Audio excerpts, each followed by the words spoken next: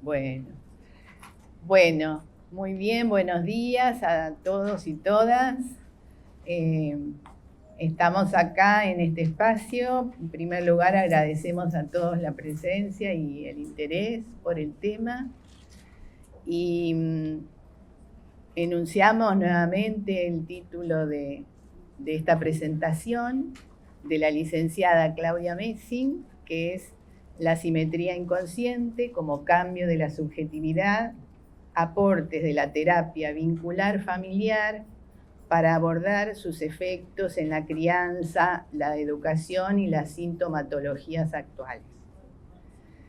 Me toca el honor de presentar a la licenciada Claudia Messing.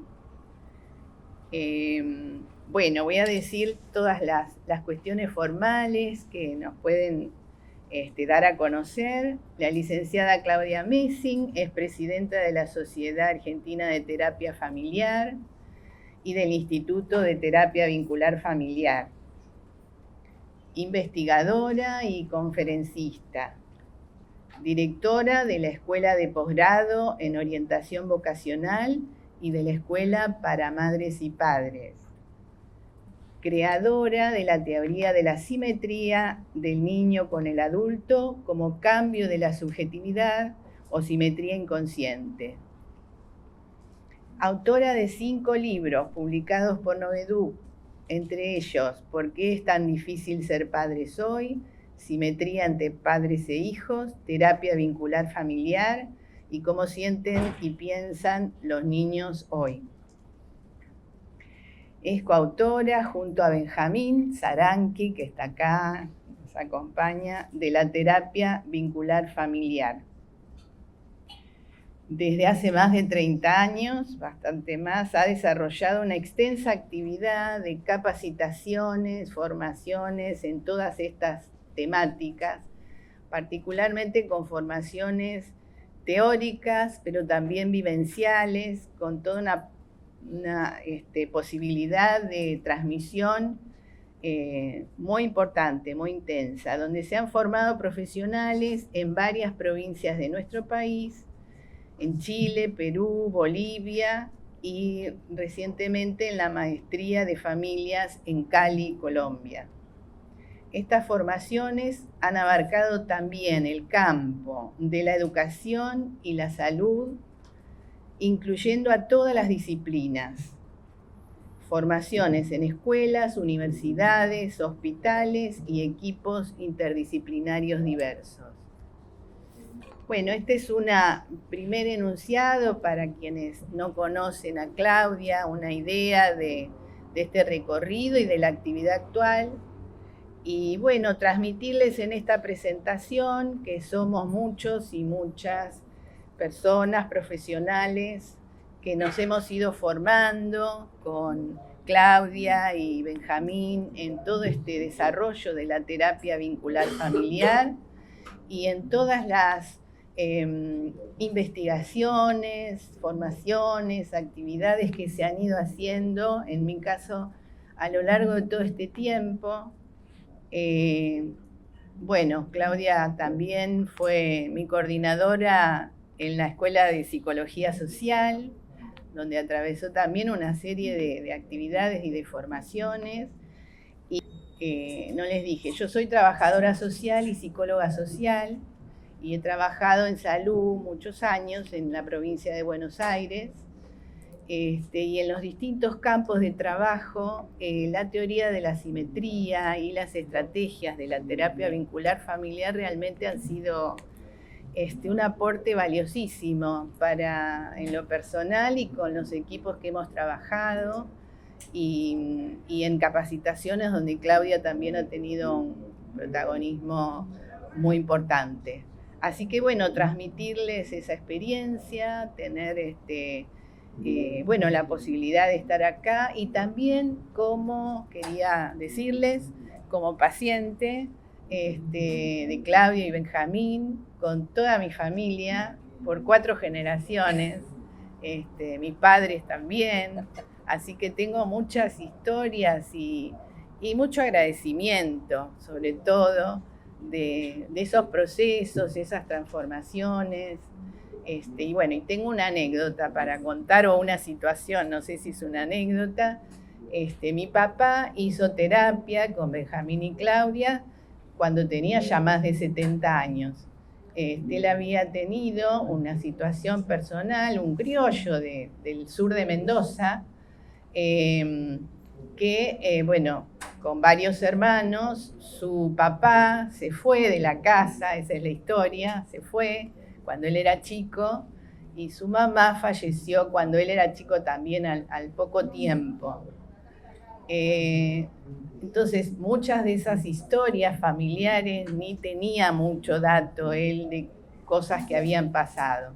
A partir de esta terapia con Benjamín y Claudia, él bueno, hizo un proceso increíble, tenía bastante más de 75 años, de ir a buscar a su lugar de nacimiento más datos. Me acuerdo, fue hasta el registro civil a ver cómo había sido inscripto, bueno, con su hermano que estaba en ese momento. Así que eso fue algo muy, muy revelador para alguien sencillo que solo estaba buscando a lo mejor aliviarse. Fue un gran alivio este reencuentro con la historia sobre todo con la historia de su papá. Y bueno, la verdad que siempre por eso, mucho agradecimiento con Claudia y Benjamín y con todos estos descubrimientos que permite la terapia vincular familiar, trabajar con las familias, trabajar con los vínculos, todo lo que se posibilita se aprende, y bueno, y el alivio que significa para las familias. Así que muy agradecida por todo eso y por estar acá compartiendo con ustedes. Bueno, muchísimas gracias. Muchísimas gracias, querida Elizabeth, por esta hermosa presentación y también tan conmovedora. Bueno, yo les voy a hablar de la simetría inconsciente. De la simetría inconsciente o la simetría del niño con el adulto como cambio de la subjetividad. Primero les voy a contar cómo llegué a esto. Resulta que a comienzos de los 90 me encuentro con jóvenes que querían estudiar una carrera, que querían elegir, pero nada les venía bien. Estaban profundamente desconectados y entonces no era cuestión de técnicas de orientación vocacional. Había algo interno que teníamos que trabajar, que era la recuperación de un lugar de hijo, la salida de una posición simétrica. Después, trabajando desde la organización vincular con familias que consultaron, hicimos una investigación en la década del 90 sobre 84 familias y 152 que consultaron por 152 niños y jóvenes. Y nos encontramos con que el común denominador de todas las problemáticas por las cuales consultaban era un enfrentamiento de igual a igual entre padres e hijos o un posicionamiento de los hijos de igual a igual con sus padres. Estoy hablando de comienzo de la década del 90. Entonces, durante muchos años trabajamos para ayudar a los padres a recuperar su lugar de autoridad y a los hijos a recuperar su lugar de hijos. Pero resulta ser que en el año 2005, terminando mi primer libro, Desmotivación, Insatisfacción y Abandono de Proyectos en los Jóvenes, sobre la temática vocacional, me encontré con padres que venían a consulta por niños menores de 2 años, imposibles de vestir, de cambiar, de darles de comer, de bañarlos, con padres que manejaban los límites, que tenían un sentido de la autoridad. Y ahí dije, esto es otra cosa. No es que las dificultades de los padres para asumir su lugar de autoridad son las que determinan estas problemáticas, sino que pueden agravar y pueden contribuir. Pero en la posición de igual a igual de los hijos con los padres no es algo que los padres provocan, es algo estructural, es algo que tiene que ver con los cambios culturales que se vienen procesando, que se vienen atravesando. Concretamente tienen que ver con que los padres y los hijos hoy tienen vínculos muy cercanos, muy demostrativos, se acabó la violencia y la distancia, por lo cual los chicos copian a sus padres como si estuviesen frente a un espejo. Y a partir de esa copia masiva que tienen, donde no hay interferencia del miedo, quedan posicionados en un lugar de paridad con el adulto, copian sus gestos, sus posturas, sus emociones y sobre todo a nivel terapéutico, que es lo que más me interesa transmitirles, copian sus historias no resueltas. Los niños y jóvenes actuales y adultos contagian las problemáticas emocionales de sus padres no elaboradas y las viven como propias y les cuesta tanto resolverlas justamente porque no son propias. Solo detectando esta repetición, este contagio emocional, pueden empezar a cambiar y devolver aquello que no les pertenece. Bueno, pero continúo un poquitito con la simetría inconsciente, que es un cambio complejo en el sentido que tiene muchos efectos y que me parece sumamente útil para ustedes poder empezar a unir todos estos cambios, todas estas situaciones que parecen distintos síndromes, trastornos, problemática, y tienen un común denominador en esto que llamamos simetría inconsciente. Bueno, la simetría inconsciente es un cambio en las características de la identificación primaria. Esto significa desde el vamos, desde el primer momento de la identificación, se produce esta copia masiva, correspondiente a los nuevos modelos de crianza. Al no estar interferida por el miedo y la distancia de anteriores modelos de crianza, se produce mayor copia o mimetización masiva con los padres y sus historias. Copian sus gestos, sus posturas, sus frases y actitudes, pensamientos y conocimientos, emociones y vivencias, y especialmente sus historias no resueltas, no elaboradas. Fíjense. Miren esto.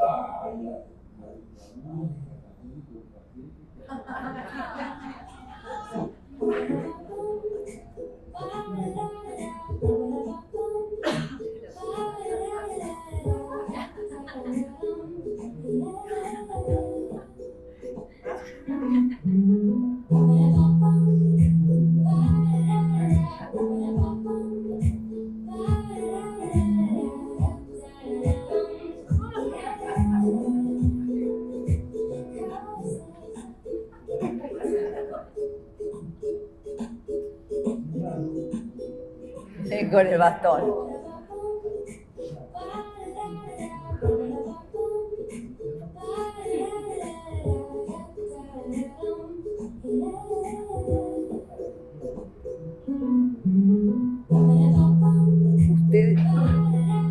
Ustedes imagínense que si esto ocurre desde que son bebés, esto continúa, nos copian todo y no solamente por fuera. Lo más importante es que nos copian por dentro. Entonces, cuando veamos una problemática en los chicos, pensemos qué es lo que nos está pasando a nosotros. Y en la consulta es muy importante trabajar inmediatamente con los padres y colocarlos a los padres en la consulta y no trabajar a los chicos por separado, porque hacemos iatrogenia. Terminamos a veces hasta medicando a chicos que están simplemente absorbiendo emociones, historias y un montón de situaciones que no les pertenecen. Continúo. Copian textualmente sus frases.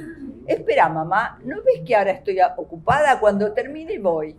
Mamá, yo no te puedo ayudar a poner la mesa. Eso es algo que vas a tener que hacer vos solita. Las mismas frases que escucharon de los padres. Al pedirle a Valentina de 4 que junte sus juguetes, me dice, no puedo, me duele la cintura. La copia es tan masiva que el niño queda confundido con un adulto. Ya no se trata de un juego, de un cómo sí, sino de una verdadera confusión. El niño se siente grande y cree tener las mismas capacidades que sus padres. En el estudio publicado en 2017, Cómo sienten y piensan los niños hoy, que publicamos en editorial Noveduc, mostramos que el 97% de 2.236 niños argentinos y peruanos de 6 a 12 años a los que se les administró pruebas proyectivas, se sienten más grandes de lo que son por dentro. No son casos individuales.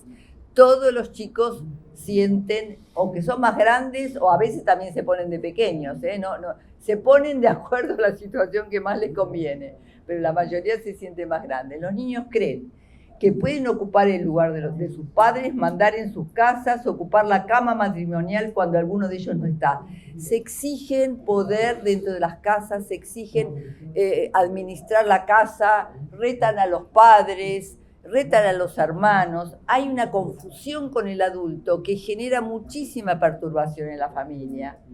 Constanza, de 4 años, a su padre: yo duermo en tu cama del lado de mamá, ella no está, entonces yo soy ella. Y a su hermana menor le dice: y vos sos mi hija, anda a tu habitación.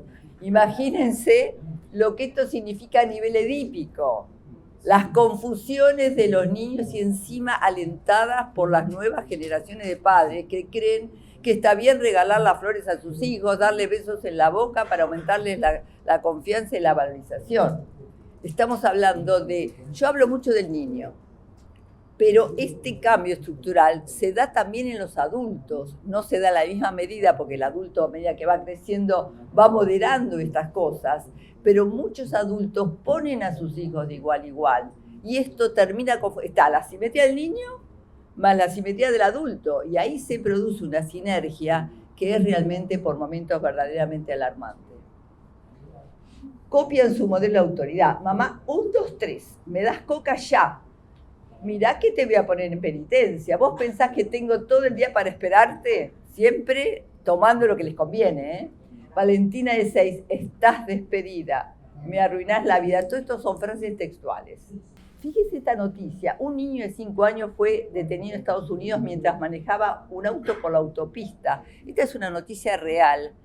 El chico quería comprarse un Lamborghini, salió a la carretera y lo detuvo por suerte un policía, pero lo que, además de lo que muestra esto como de la confusión de los chicos, ustedes fíjense la sobrecapacidad que tiene que tener un chico para salir a manejar un auto a los 5 años. Esta es una noticia real. Los chicos, a ver, así como copian los gestos, las actitudes, copian nuestros conocimientos y saberes y nuestras destrezas. Por eso hay tantos chicos sobredotados. Los pibes son realmente geniales en esta época. Captan una cantidad de información, hablan de todo, saben de todo. Pero vamos a ver que tienen una gran dificultad, que es la falta de jerarquía en su pensamiento, la falta de flexibilidad, la dificultad de dimensionar su lugar y por lo tanto las situaciones de la afuera. Copian sus conocimientos y destrezas, por eso cada vez hay más niños hiperadultizados y sobredotados. Niños que cantan y bailan maravillosamente desde el año antes, resuelven complejos problemas matemáticos, participan en política, aconsejan a sus padres o se hacen millonarios a edades excepcionalmente tempranas.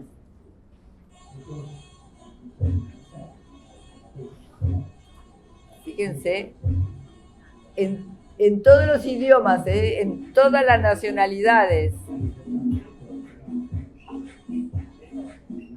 Fíjense este monstruito de la matemática.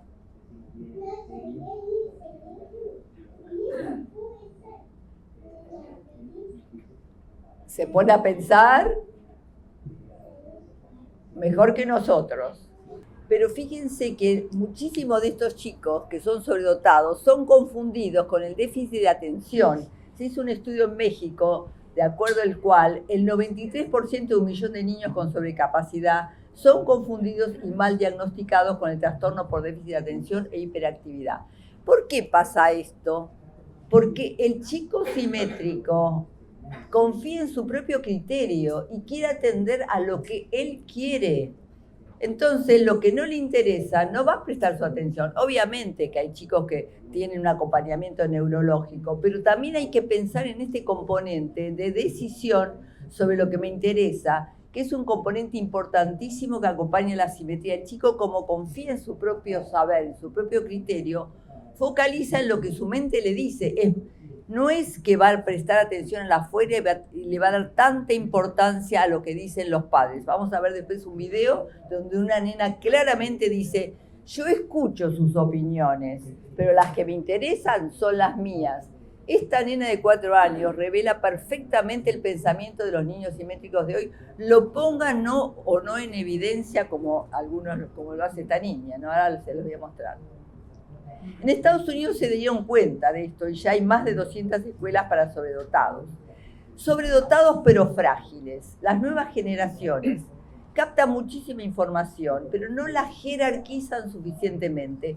No pueden dimensionar los estímulos de afuera. Todo es tomado en forma literal. Les voy a mostrar una nena que sintetiza la problemática de la asimetría.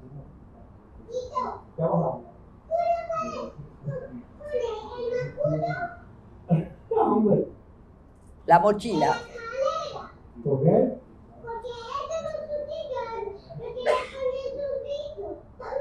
Y con un bicho.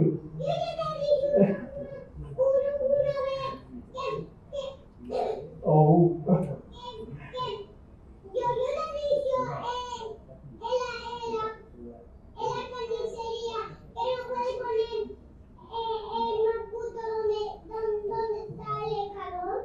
¿De verdad?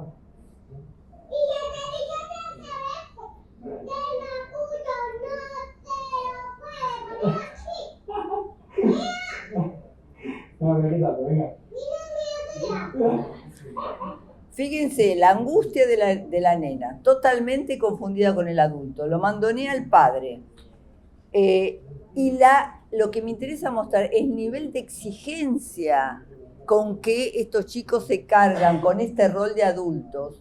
Y después, bueno, van a aparecer todos los síntomas. Imagínense una nena de esta edad y veamos la reacción del adulto, se ríe. Ustedes no saben los comentarios que yo leí con respecto a este video, me fijé en los comentarios, todos aplaudiendo la maravilla de la nena que se ocupa de la casa. Genia, genia, ya vas a saber lo que hay que hacer. Y también porque reta al padre, ¿no? Pero sobre todo porque era capaz de hacerse cargo y saber que las cosas están en su lugar. La verdad que me impactó. No hay un solo comentario que diga, pobrecita esta nena, cómo se está sobreexigiendo, la angustia con que vive, la tensión con que... Fíjense que tose, ni siquiera puede calmarse. Y el padre se ríe. Bueno, esta es una problemática actual muy, muy importante y además desconocida. Desconocida la magnitud, porque miren, se sabe mucho de neurología, del cerebro, de cómo funciona, se ha avanzado mucho en describir la inmadurez del cerebro, pero no se interpretan los pensamientos de los niños. Yo no conozco a nadie que trabaje sobre la lectura sobre lo que pasa en la cabeza de los niños actualmente, que es cómo interpretan la realidad, cómo se posicionan, cómo la viven, qué nivel de dramatismo, porque no pueden jerarquizar. Si están de igual a igual con los padres desde que nacen, ¿cómo van a jerarquizar? No pueden, todo es de máxima importancia. Después son adolescentes, salen al mundo, tengo un granito y nadie me puede mirar. O tengo un problema y es el mayor del mundo. O tengo un problema y me siento tan solo que me puedo llegar a suicidar. A ver, el nivel de fragilidad de los chicos tiene que ver con que no lograron incorporar a sus padres como figuras protectoras porque están de igual a igual. Entonces, los padres tienen que conocer esto y ayudar a sus hijos a que los reincorporen como figuras protectoras, porque en la cabeza asimétrica no está. Me interesa mucho lo que decís, pero yo sigo pensando lo que yo pienso. En la cabeza asimétrica, todo vale igual. Desde bebés se pueden contener. Esta es la copia masiva que hacen los niños del adulto. Maravilloso. Es divino este bebé, pero fíjense después que esto crece, siguen evolucionando y ¿qué pasa? Quedan autosuficientes en un lugar imaginario de autosuficiencia donde no tienen que pedir ayuda porque muchas veces los padres adivinan y les resuelven todo, donde creen que tienen que poder solos. ¿Qué pasa con estos niños cuando llegan a la adolescencia y a la adultez? Son adultos hiperexigentes, que creen que deberían poderlo todo. Y esto es un cambio estructural involuntario que todavía no se conoce, pero que tenemos que poder conocer y profundizar y darles herramientas a los padres para poder ayudar a estos chicos. Entre paréntesis, los invito a que me ayuden a difundir. Este lunes comienza una escuela para madres y padres donde vamos justamente a darles herramientas a los adultos para que ayuden a sus hijos a recuperar su lugar y ellos recuperen su lugar. Bueno, entonces vemos esto desde bebés. Al no tener internalizados, este es otro de los aspectos más importantes, al no tener internalizados a los padres, quedan solos por dentro y por lo tanto son muchísimo más vulnerables. La vulnerabilidad de los niños que terminan siendo personas altamente sensibles, ¿no?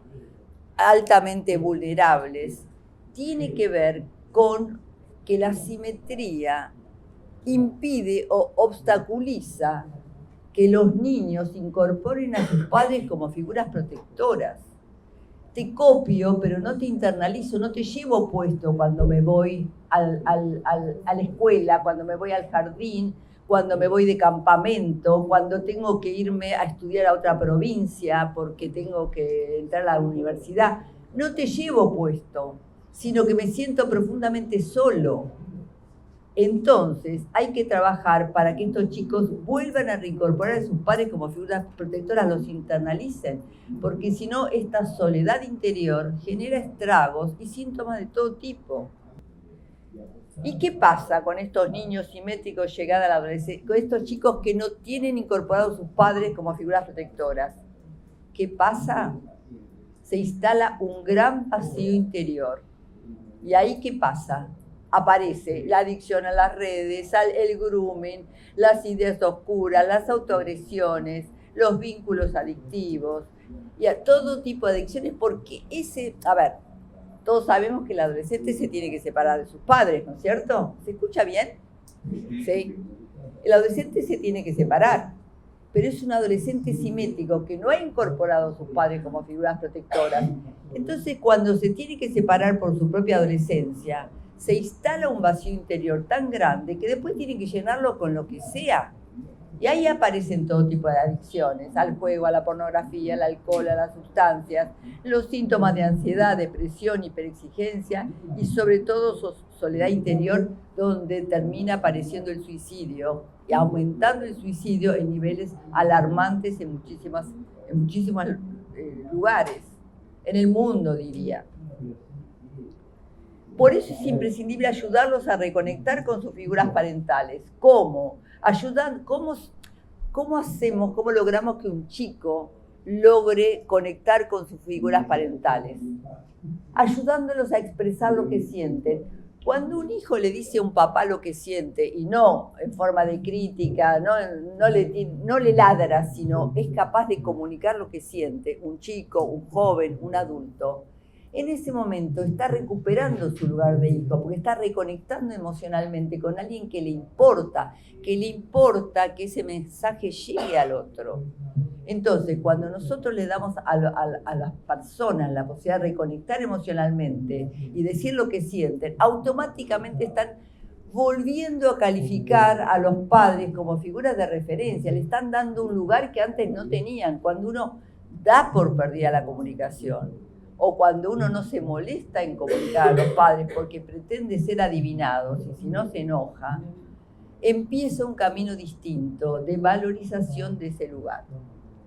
Entonces, ¿cómo los ayudamos? Ayudándolos a expresar lo que sienten, a valorizar y significar esa comunicación, para que puedan reconectar e internalizar a los padres nuevamente, para que se den cuenta que son hijos, para salir de la autosuficiencia, la hiperexigencia y la soledad interior.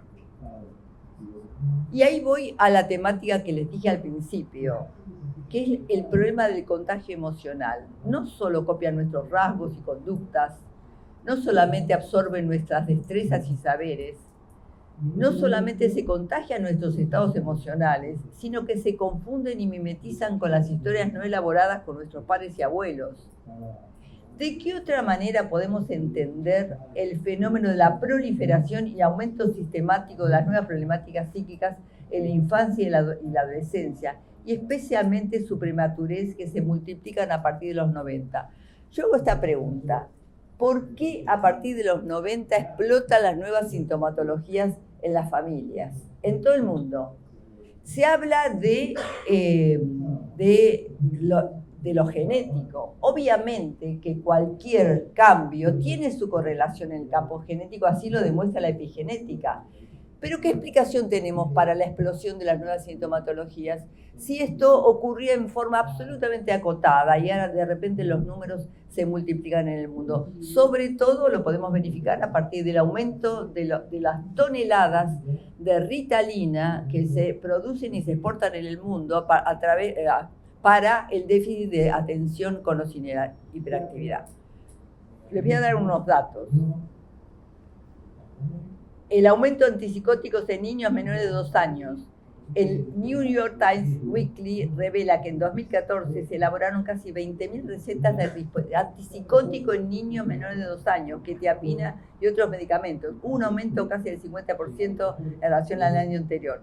Las recetas de antidepresivo para niños. ¿Cómo se puede dar un antidepresivo para niños si no es un contagio emocional de la depresión de los padres o de los abuelos? Hay que ver, a veces es de los abuelos.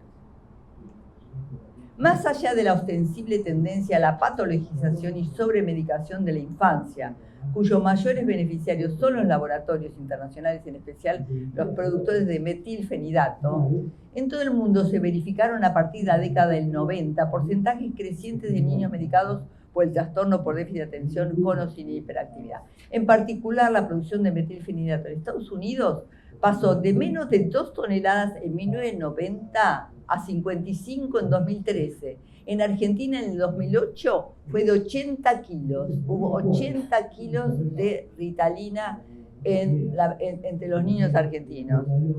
En Santiago de Chile se hablaba de escuelas ritalinizadas, ya que algunas de ellas, más del 50% de los niños se encontraban medicados. En Brasil la venta pasó de 71.000 cajas en 2001, ya creciendo, a 2 millones en 2010. Estamos hablando de un crecimiento geométrico, de una problemática que nadie se pregunta por qué se produce. Simplemente se observa el fenómeno, pero no nos preguntamos qué está pasando con estos niños. Otra problemática de la infancia con prevalencia creciente es el autismo. En 2007 se diagnosticaba a 1 cada 150 niños. En 2014, 1 cada 68. En 2018, 1 cada 44. En 2023, 1 de cada 36 niños de 8 años presentan este tipo de problemáticas. Se habla de un crecimiento exponencial del autismo del 6.000%. Esto lo han investigado, no me acuerdo exactamente el nombre, pero ha sido publicado. Simetría, nuevas sintomatologías y transmisión transgeneracional. Sin duda, la copia o mimetización masiva tiene también su correlato en la expresión genética. Así lo demuestran los aportes de la epigenética. Pero esta transmisión tiene características especialmente masivas a partir de los 90 y se podría explicar a través del comportamiento de las neuronas espejo. ¿Por qué las neuronas espejo? Porque sabemos que las neuronas espejo son las responsables de la empatía y del contagio emocional. Entonces, podríamos explicar esta mimetización masiva entre los niños y sus padres como efectos del contagio emocional a través de las neuronas espejo.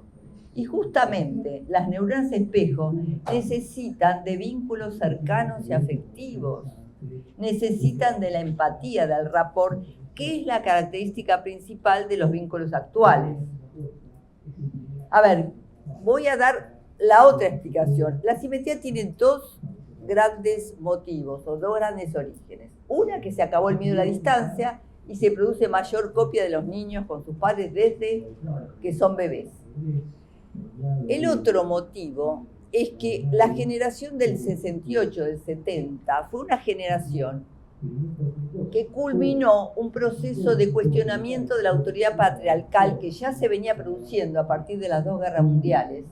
Y en ese momento se produce un salto cualitativo donde la consigna era prohibido prohibir.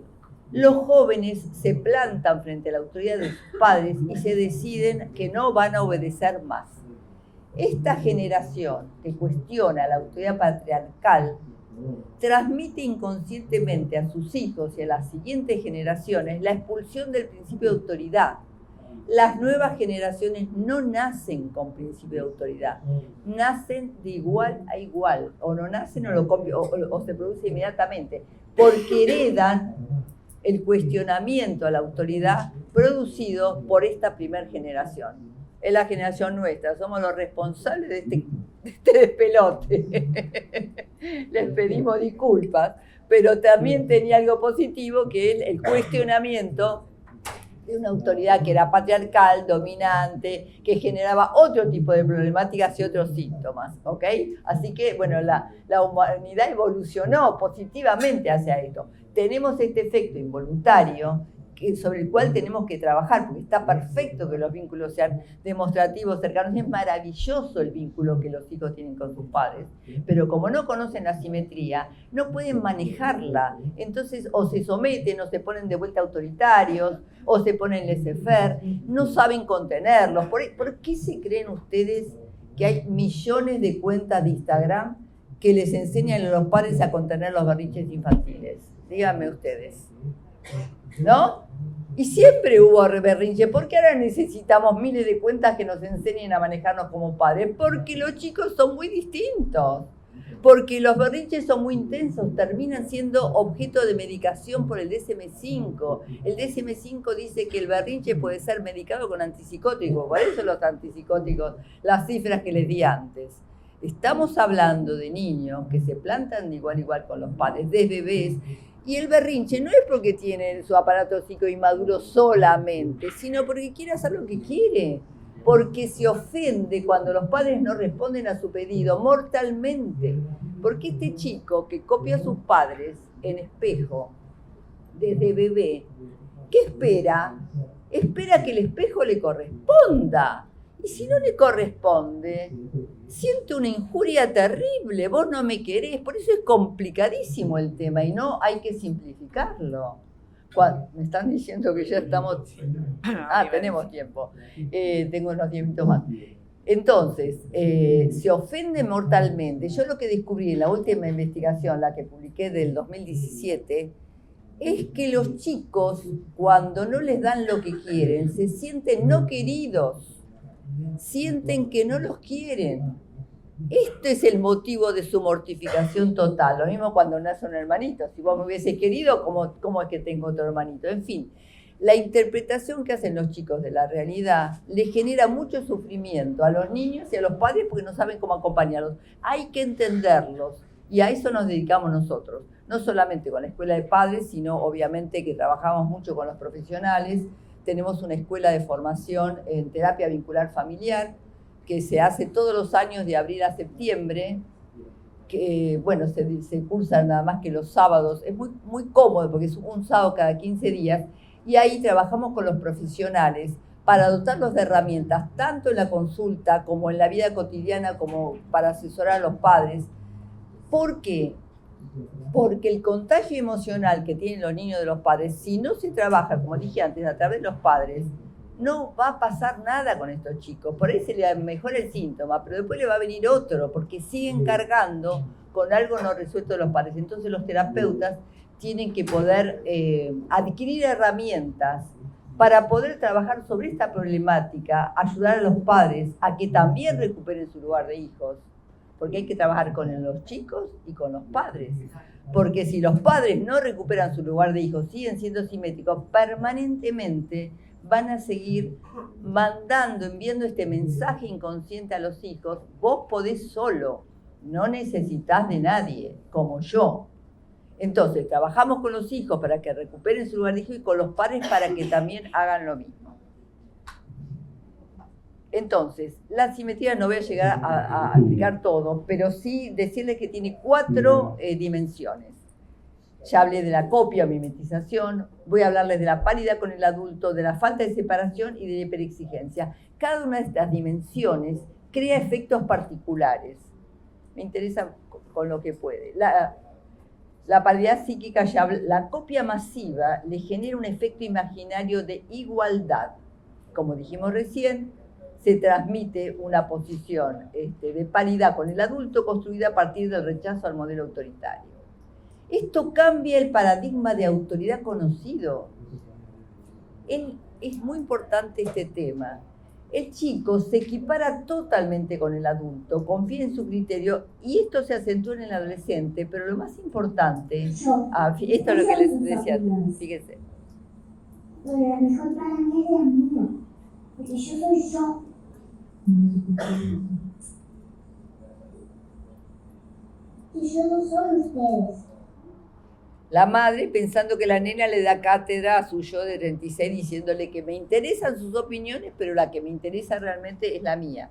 A ver, lo que me interesa de la paridad psíquica es que los niños, los jóvenes y los adultos tienen una vivencia de injusticia frente a las diferencias. Si yo estoy de igual a igual y yo valgo igual que vos, ¿cómo es que a mi hermano mayor lo dejan salir? ¿Cómo es que mi hermanito menor tiene privilegios? El sentimiento de injusticia frente a las diferencias genera una frustración, un enojo y una violencia que tiene que ver con lo que vemos cotidianamente como violencia cotidiana. La diferencia para la mente simétrica es una injuria.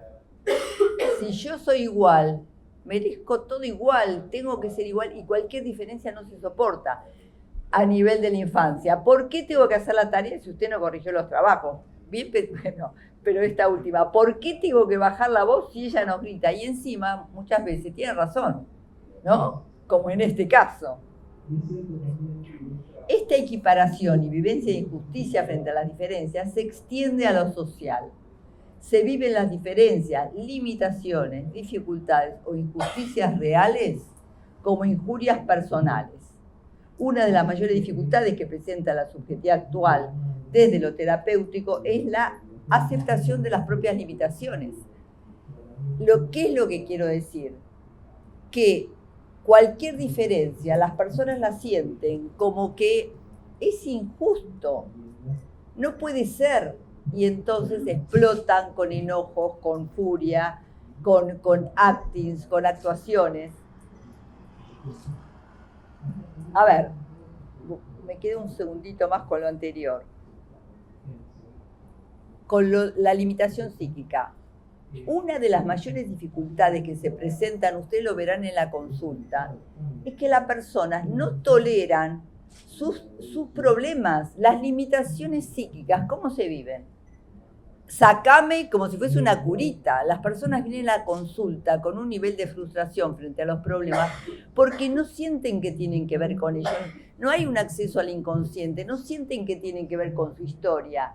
Sienten una gran frustración y lo viven como una limitación sin que esto les traiga alguna información útil. Entonces, una de las mayores dificultades es que la gente acepte su síntoma, lo quiera trabajar, lo viva como algo de lo humano, porque no voy a llegar a tiempo para contarles todo, pero se lo voy a decir verbalmente. El adolescente simétrico, el niño simétrico, no se termina de individuar, no se termina de separar, sigue formando con los padres como una unidad. Entonces, no soporta que los padres tengan vida propia, hagan algo distinto. Entonces, por eso los berrinches son tan intensos. ¿Cómo es que mi brazo no operó como yo quería? ¿Por qué pusiste el bolso ahí si sabías que yo iba a pasar? Los padres tienen que adivinar, tendrían que saberlo todo, son culpables de todo. En la mente simétrica, el padre debería haberse anticipado a todo tipo de frustración. Y si no, los padres son culpables. Son malos, no me quieren. Este es uno de los grandes malos entendidos. Pero el otro es la hiperexigencia. Como forman parte de un todo con los padres, creen que todo es posible. En el aparato psíquico simétrico no existe el límite ni la limitación. Entonces, cuando aparece el límite, no se soporta. Y esto después aparece extendido a lo social. Me interesa.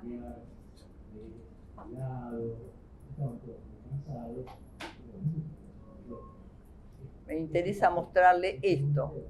¿Qué pasa en lo social con un chico que se transforma en un joven que no fue suficientemente individuado? Tiene una dependencia extrema de la mirada del otro. Cuando es chico necesitó que su padre le corresponda 100%. Cuando viene la adolescencia se aparta de sus padres, pero ¿qué busca? Que las redes lo confirmen 100%, que la mirada del otro sea la que está esperando. Y cuando esto no ocurre, mortificación masiva, Hay gente que ya no se puede conectar por los problemas psicológicos que le crea la mirada comparativa en las redes con nosotros, porque encima se fantasea que se puede saber perfecto. La dificultad para percibir, aceptar e integrar al otro como alguien diferente. La dificultad de tolerar las diferencias tiene que ver con esto. Y por último, la violencia en las parejas. Ante la falta de correspondencia aparece una posición de víctima y una justificación de la violencia. Si vos no pusiste el plato donde yo quería, eso significa que vos no me querés. Hay una dependencia del otro, siempre en términos de amor. Acuérdense que el chico vive la frustración como falta de amor. Y se creen que el adulto lo vive muy distinta. Por momentos se pone en el mismo lugar, la vive como falta de amor y ahí irrumpe la violencia. ¿Por qué? Porque se sienten justificados. Y el último rasgo tiene que ver con la fantasía de perfección, de completud, que les provoca una terrible autoexigencia. ¿Por qué la autoexigencia? Porque si uno tiene que ser perfecto, ¿qué pasa si se descubre que no soy perfecto? ¿Qué pasa si aparece el error? Aparece una vergüenza espantosa, porque parten de la fantasía que deberían poderlo todo. Entonces se esconden, habría como los hikikomori en Japón, que son los chicos que se encierran en las casas y no salen porque no están de acuerdo a las expectativas sociales.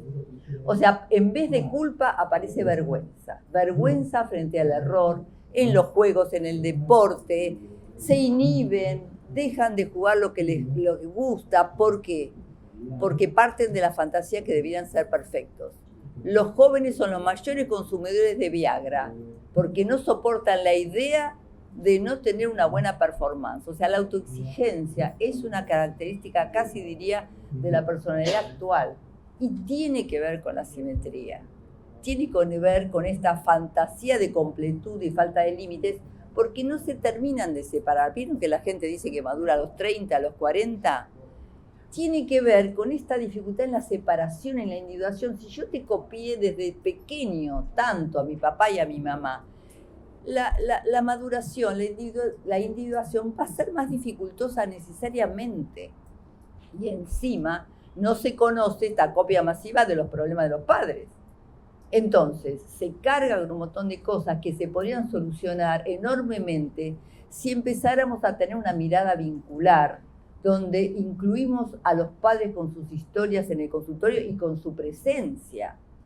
Porque muchas veces la historia se termina de develar, a veces cuando aparecen los padres concretamente, y ahí inmediatamente aparece todo lo que tenemos que saber.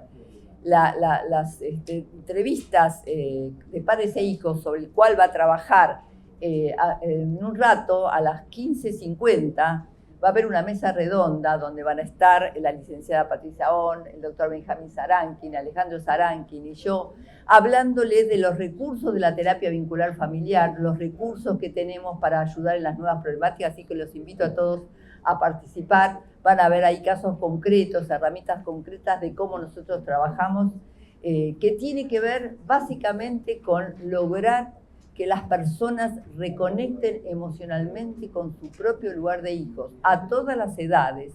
Y eso genera un inmediato alivio de la hiperexigencia. ¿Por qué? Porque ya no tenemos, si somos hijos, no tenemos que poderlo todo ya. Si somos hijos, tenemos ya una jerarquía en la cabeza. Hemos recibido, podemos dar. Se arma una cadena que organiza el aparato psíquico de otra manera. Entonces, nosotros proponemos esta herramienta como una herramienta fundamental de la terapia vincular familiar, ayudar a las personas a recuperar su lugar de hijos, y a los padres lo que les proponemos es elaborar nuevos modelos de autoridad adaptados a estas características de los chicos simétricos, que tienen que manejar otros códigos, otro modelo de autoridad. Hay que renunciar al autoritarismo, hay que renunciar a los castigos, hay que poder establecer nuevos modelos de comunicación que les lleguen al corazón. Los chicos simétricos, los jóvenes y los adultos, se mueven a través de las emociones, se mueven cuando algo los impacta emocionalmente. No se mueven por discurso, no se mueven porque le cuente uno algo o le diga algo. Ayer estábamos con una madre, con Sofía, que también es una integrante del equipo de terapia vincular, Sofía Zaranqui, trabajando con una mamá que tiene 3 chicos adoptados. Desastre, los 3 chicos, la maltratan de todas las maneras habidas y por haber. Y la madre nunca les muestra su dolor, nunca les transmite sus heridas, su angustia. Entonces los pibes viven como autistas en un mundo mágico donde la madre lo va a poder todo.